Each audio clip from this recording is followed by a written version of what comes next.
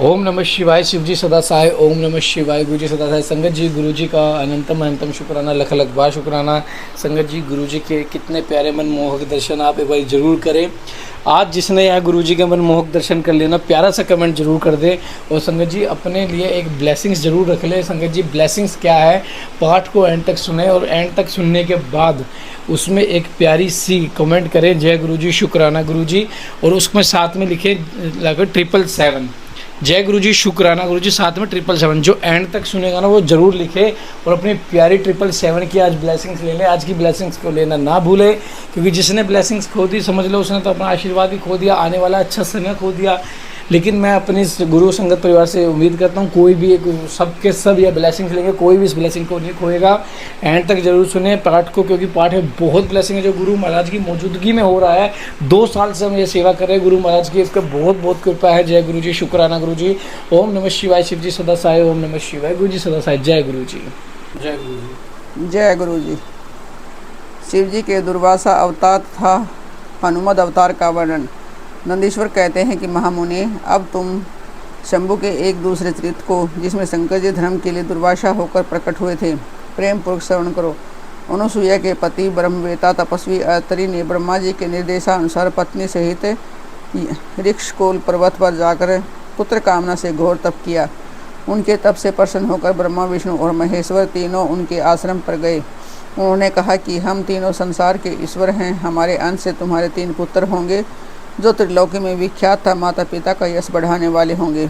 यो कहकर वे चले गए। ब्रह्मा जी के अंश से चंद्रमा हुए, जो देवताओं के समुद्र में डाले जाने पर समुद्र से प्रकट हुए थे।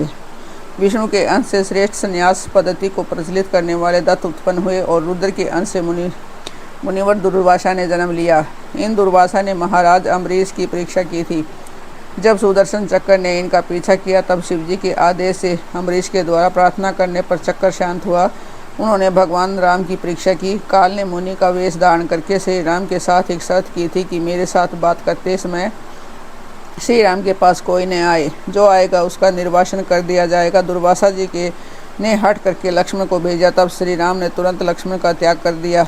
उन्होंने भगवान श्री कृष्ण की परीक्षा की और उनको श्री रुक्मिणी सहित रथ में जोता। इस प्रकार दुर्वासा मुनि ने अनेक विचित्र चरित्र किए। मुने, अब इसके बाद तुम हनुमान जी का चरित्र श्रवण करो।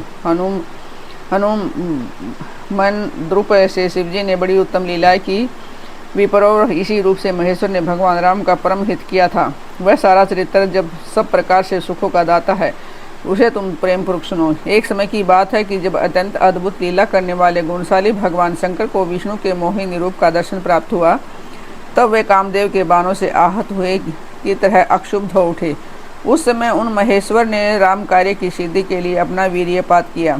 तब सप्तऋषियों ने उस वीर्य को पत्थर पुटक में स्थापित कर दिया, क्योंकि शिवजी ने ही राम कार्य के लिए आदरपूर्वक उनके मन में प्रेरणा की थी। तत्पश्चात उन महर्षियों ने शंभु के उस वीर्य को राम कार्य की सिद्धि के लिए गौतम कन्या अंजनी में कान के रास्ते स्थापित कर दिया। तब समय आने पर उस गर्भ से शंभु महान बल पराक्रम संपन्न वानर शरीर धारण करके उत्पन्न हुए। उनका नाम हनुमान रखा गया।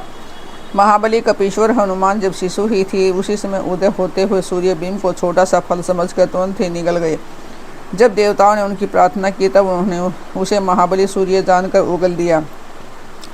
तब देवऋषियों ने उन्हें शिव का अवतार माना और बहुत सा वरदान दिया। तदंतर हनुमान अत्यंत हर्षित होकर अपनी माता के पास गए। उन्होंने सारा वृत्तांत आदरपूर्वक कह सुनाया।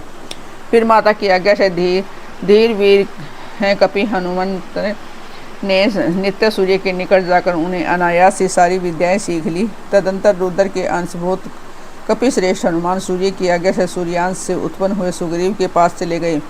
इसके लिए उन्हें अपनी माता से भी अनुज्ञा मिल चुकी थी। तदंतर नंदीश्वर ने भगवान राम का संपूर्ण चरित्र संक्षेप से वर्णन करके कहा, मुने, इस प्रकार कपि श्रेष्ठ हनुमान ने सब तरह से श्री राम का कार्य पूरा किया। नाना प्रकार की लीलाएं की, असुरों का मान मर्दन किया, भूतल पर राम भक्ति की स्थापना की और स्वयं भक्ता अग्रगण्य होकर सीता राम को सुख प्रदान किया। वे रुद्र अवतार ऐश्वर्यशाली हनुमान लक्ष्मण के प्राणदाता, संपूर्ण देवताओं के गर्वहारी और भक्तों का उद्धार करने वाले हैं।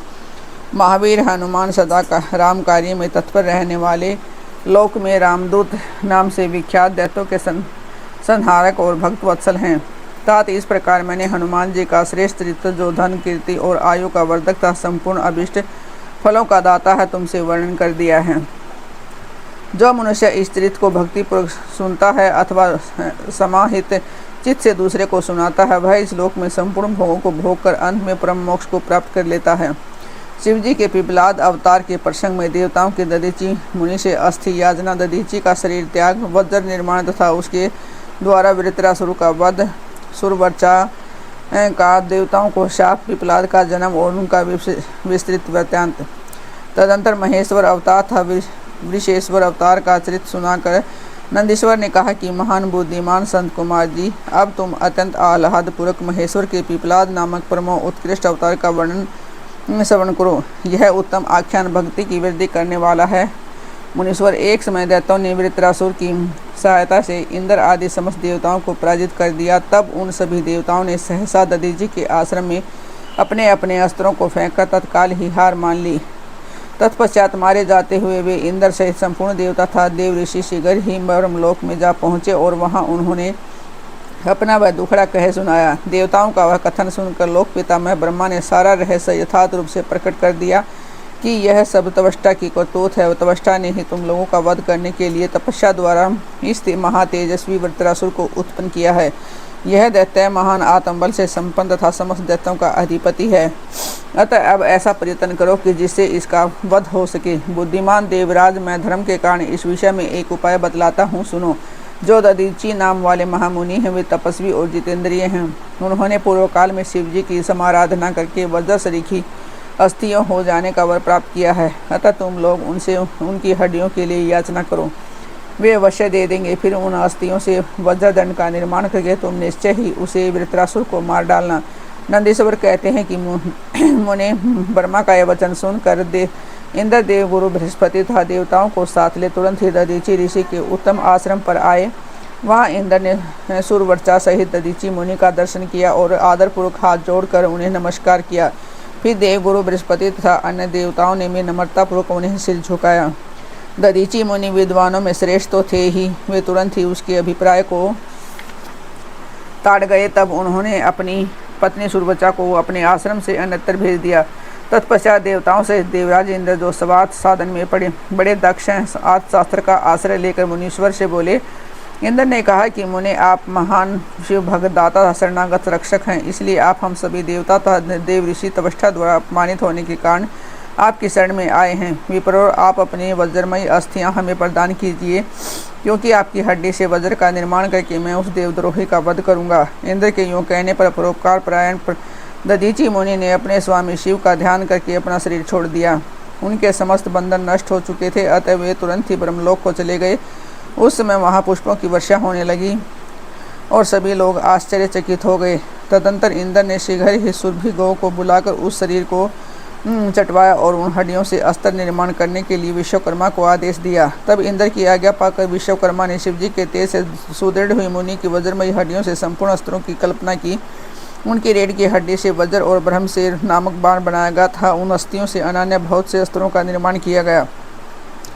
तब शिवजी के तेज से उत्कृष्ट को प्राप्त हुए इंद्र ने उस वज्र को लेकर क्रोधपूर्वक वृत्रासुर पर आक्रमण किया। ठीक उसी तरह जैसे रुद्र ने यमराज पर धावा किया था। फिर तो कवच आदि से भली बातें सुरक्षित हुए। इंद्र ने तुरंत ही पराक्रम प्रकट करके उस वज्र द्वारा वृत्रासुर के पर्वत शिखर सरीखे सिर को काट गिरा। तात उस समय स्वर्गवासियों ने महान विजयोत्सव मनाया। इस पर इंद्र पर पुष्पों की वृष्टि होने लगी और सभी देवता उनकी स्तुति करने लगे। तदनंतर महान आत्मबल से संपन्न दधीचि मुनि की पतिव्रता पत्नी सुरवचा पति के आगे अनुसार अपने आश्रम के भीतर गई और वहाँ देवताओं के लिए पति को मरा हुआ जानकर वह देवताओं को शाप देते हुए बोली।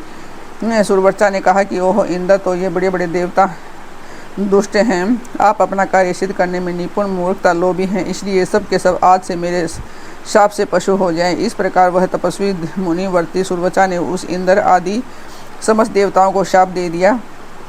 तत्पश्चात उस पतिव्रता ने पतिलोक में जाने का विचार किया। फिर तो मनस्विनी सुरवचा के परम पवित्र लकड़ियों द्वारा एक चिता तैयार की गई। उसी समय शंकर जी की प्रेरणा से सुखदायिनी आकाशवाणी हुई और वह उस मुनि पत्नी सुरवचा को आश्वासन देती हुई बोली।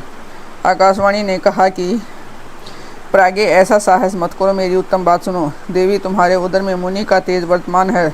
तुम उसे यत्नपूर्वक उत्पन्न करो, पीछे तुम्हारी जैसी इच्छा हो वैसा करना, क्योंकि शास्त्र का ऐसा आदेश है कि गर्भवती को अपना शरीर नहीं जलाना चाहिए, अर्थात सती नहीं होना चाहिए। नंदीश्वर के कहते हैं, मुनीश्वर यो कहकर वह आकाशवाणी उपराम हो गई और यह सुनकर मुनि पत्नी अक्षण भर के लिए विस्मय में पड़ गई। परंतु उस सती साध्वी सुरवचा को तो पति लोक की प्राप्ति ही अभीष्ट थी, अतः उसने बैठकर पत्थर से अपने उदर को विदीर्ण कर डाला। तब उसके पेट से मुनिवर दधीचि का एक गर्भ बाहर निकल आया। उसका शरीर परम दिव्य और प्रकाशमान था। वह अपनी प्रभा से 10 दिशाओं को उद्भाषित कर रहा था। तथा दधीचि के उत्तम तेज से प्रादुर्भूत हुआ यह गर्भ अपनी लीला करने में समर्थ साक्षात रुद्र का अवतार था।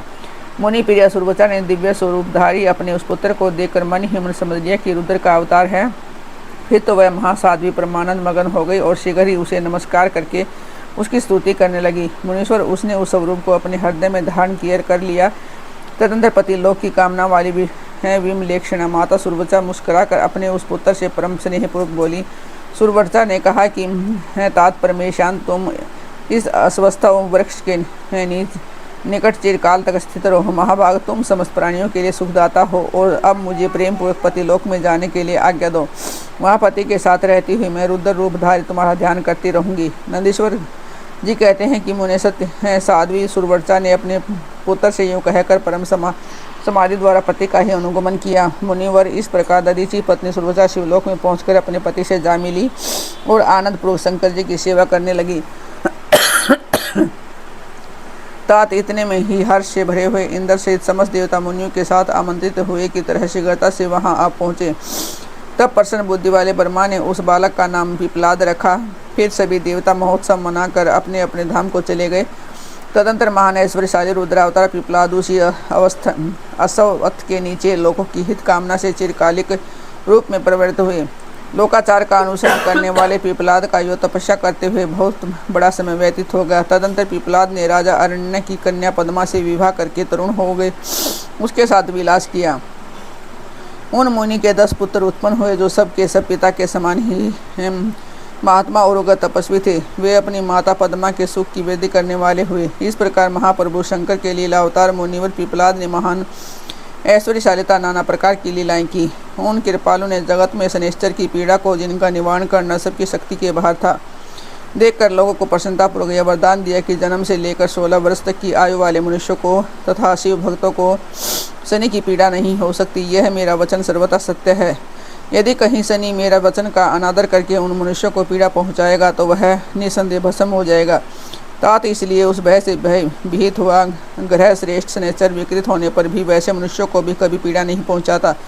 मुनिवर इस प्रकार मैंने लीला से मनुष्य रूप धारण करने वाले पिपलाद का उत्तम तत्व में सुना दिया है। यह संपूर्ण कामनाओं को पूर्ण करने वाला है। गांधी, कौशिक और महामुनि पिपलाद ये तीनों समन किए जाने पर शनिश्चर जनित पीड़ा का नाश कर देते हैं। ये मुनिवर दधीचि जो परम ज्ञानी सत्पुरुषों के प्रियतः महान शिव भक्त थे, धन्य है जिनके यहाँ स्वयं आत्मज्ञानी महेश्वर पिपलाद नामक पुत्र होकर उत्पन्न हुआ। तात यह आख्यान निर्दोष सर्वप्रद कुग्रह जनित दोषों का संहारक, संपूर्ण मनोरथों का पूरक और शिव भक्ति की विशेष वृद्धि करने वाला है।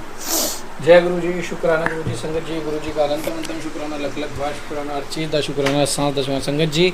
गुरु जी के बर्थडे पर बहुत बड़ी लंगर सेवा हुई थी। 3000 लोगों की हमने लंगर सेवा करी और ये सब आप लोगों के कंट्रीब्यूशन से हो पाया। जिससे बना उतनों ने किया। जिन्होंने हम पे विश्वास है वो जरूर करते हैं, जिनको विश्वास नहीं है वो थोड़ा हमें पाखंड समझ लेते हैं, तो कोई दिक्कत नहीं है। लेकिन गुरु जी सबको ब्लेस करे। अब 7 अगस्त को होगी, कोई भी संगत अगर अपनी कंट्रीब्यूशन करना चाहता हो लंगर सेवा में, जय गुरु जी, शुक्राना गुरु जी।